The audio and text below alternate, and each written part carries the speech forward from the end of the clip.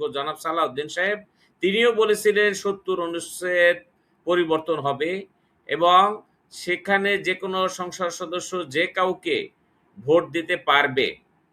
এটাই সংস্কার, এটাই আলোচনা হচ্ছে। বিরোধী দল তো বলেছি, কিন্তু আসলে বাস্তবে তা হয় নাই, কারণ সেই জুলাই সনদ বাস্তবায়ন হয় নাই। সরকার বারবার বলছে জুলাই সনদ অক্ষরে অক্ষরে বাস্তবায়ন করবে, কিন্তু এখন পর্যন্ত এক অক্ষরও বাস্তবায়ন করে নাই। দুই দলই সংবিধান অনুযায়ী কাজ করছে। সরকারও সংবিধান অনুযায়ী প্রার্থী দিয়েছে, বিরোধী দলও সংবিধান অনুযায়ী প্রার্থী দিয়েছে।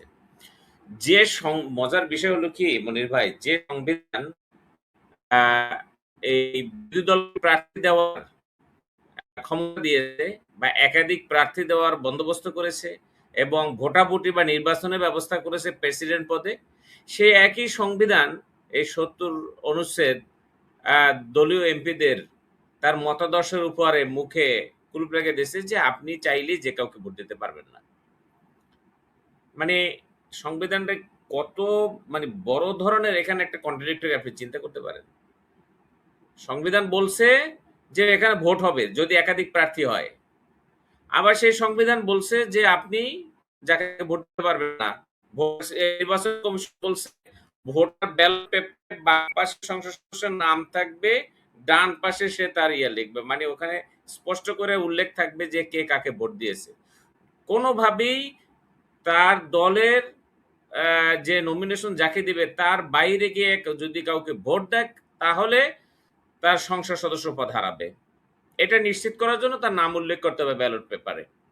তাহলে এই যদি হয় তাহলে আবার সংবিধানে সেই নির্বাচন ব্যবস্থা রাখলো কেন? আপনি আমাকে প্রশ্ন করছেন যে বিরোধী দল কেন প্রার্থী দিল, নিশ্চিত হেরে যাবে। তো সংবিধান কেন তাহলে সেখানে নির্বাচনের সুযোগ দিল, যে যেখানে নিশ্চিত যে সরকার দল যাকে প্রার্থী দেবে সেই নির্বাচিত হবে, প্রেসিডেন্ট হবে, তাহলে আবার সেখানে নির্বাচনে কি দরকার? এর অর্থ হলো, মুদ্রা কথা হলো যে এই সংবিধান যে অনেক প্রবলেমেটিক, অনেক সমস্যা, এটা যে সংস্কার করতে হবে, আমূল পরিবর্তন করতে হবে, এখন সে আরেকবার সেটা প্রমাণিত। এটা নিয়ে ঐক্যমত্য কমিশনে ৮ মাস যে আলোচনা হয়েছিল তার ভিতরে যতগুলো সংস্কার তার মধ্যে অন্যতম একটা এটা ছিল। তখন এই বর্তমান সরকার দলের সংবিধান বিশেষজ্ঞ জনাব সালাউদ্দিন সাহেব তিনিও বলেছিলেন ৭০ অনুচ্ছেদ পরিবর্তন হবে এবং সেখানে যে কোনো সংসদ সদস্য যে কাউকে ভোট দিতে পারবে। এটাই সংস্কার, এটাই আলোচনা হচ্ছে। বিরোধী দল তো বলেছি, কিন্তু আসলে বাস্তবে তা হয় নাই, কারণ সেই জুলাই সনদ বাস্তবায়ন হয় নাই। সরকার বারবার বলছে জুলাই সনদ অক্ষরে অক্ষরে বাস্তবায়ন করবে, কিন্তু এখন পর্যন্ত এক অক্ষরও বাস্তবায়ন করে নাই। ৬ মাসেও যদি এক অক্ষর বাস্তবায়ন না হয় তাহলে ৬ মাসের মতো ৫ বছরে ১০টা আছে। 6 মান্থ ইজ টু ১০ সেমিস্টারে ৫ বছর পূর্ণ হবে। এক সেমিস্টার শেষ হলো 6 মান্থের। এখন পর্যন্ত এই এক অক্ষরও পাস হয় নাই আপনার জুলাই সনদের। জানি না, আর সব কিছু অ্যারেঞ্জমেন্ট করে সেই প্রেসিডেন্ট ৫ বছরের জন্য নির্বাচিত করার পরে এই সংস্কার হলেই বা কি? তাহলে কি আবার প্রেসিডেন্ট নির্বাচন হবে? সেটা কি বাস্তবসম্মত? না, হবে না। তো তাহলে এই এই প্রেসিডেন্ট নির্বাচন আগেই তো এই সংস্কারটা দরকার ছিল। সরকার যদি অক্ষরে অক্ষরে পালনই করে তাহলে তো এইটা পালন করে তারপরে নির্বাচনটা আয়োজন করতে পারতেন সরকার। করেন নাই। তার মানে হলো যে কথা বলছেন ওই কথা সঠিক না। তাদের মনের ভিতরে এক কথা, তাদের মুখে আরেক কথা। সেটা বারবার তারা প্রমাণ করেছেন। আরেকবার এখন প্রমাণ হলো।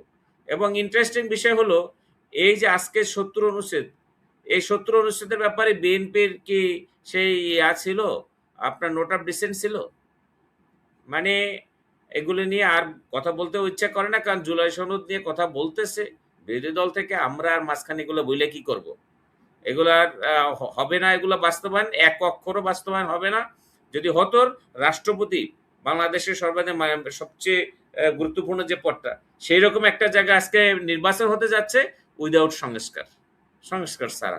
তাহলে এরপরে সংস্কার করে কি হবে?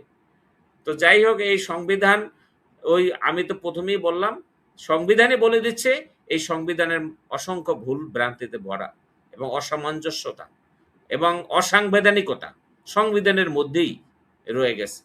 যে সংবিধান বলছে ভোট, সেই সংবিধান বলছে যাকে তাকে ভোট দেওয়া যাবে না। সেটা নিয়ে আর বিরোধী দল যাই তারপর বিরোধী দলের কৌশল অবশ্যই আছে। যদি বিরোধী দল এখানে তাদের প্রার্থী না দিত তাহলে সরকার দলের প্রার্থীকে ভোট দিতে হতো। আজকে অন্তত সেই ভোটটা তার দেওয়া লাগবে না। ২ হলো যে যদি প্রার্থী না দিত তাহলে গত ৩৫ বছর যেমন ভোট ছাড়া প্রেসিডেন্ট হয়েছে এবারও তাই হইতো। যেটা গণতন্ত্রের জন্য সুন্দর না এটাই গণতন্ত্রের যারা বিশেষজ্ঞ তারা তাই বলবে। তাহলে কি করার আছে আর বিরোধী দলের এছাড়া আর? তারা গণতন্ত্রের সৌন্দর্য রক্ষায় তারা প্রার্থী দিয়েছে, ভোটও হবে। তবে যদি আজকে এই ৭০ অনুচ্ছেদে লিমিটেশনটা না থাকতো তাহলে এবং সারা দেশে একটি আলোচিত নির্বাচনে পরিণত হতো।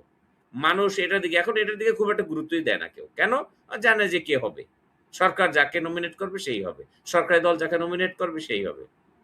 এই কারণে এই নির্বাচন কোনো উত্তাপ নাই, নাই।